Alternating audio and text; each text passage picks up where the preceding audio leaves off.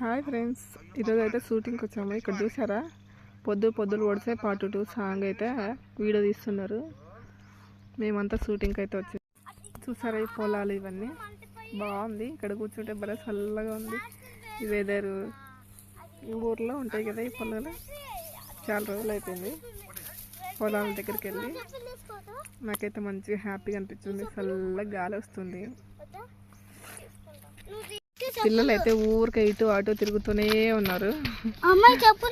ఇక్కడ నడవడానికి చేతి కాక ఇది చూడండి ఎట్లా నడుస్తున్నారు.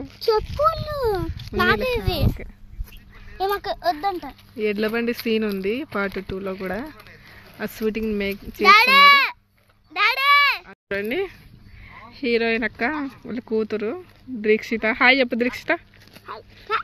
చూడండి మా పాప అయితే గీతిక. టైం అయితే 2:30 అయిపోయింది.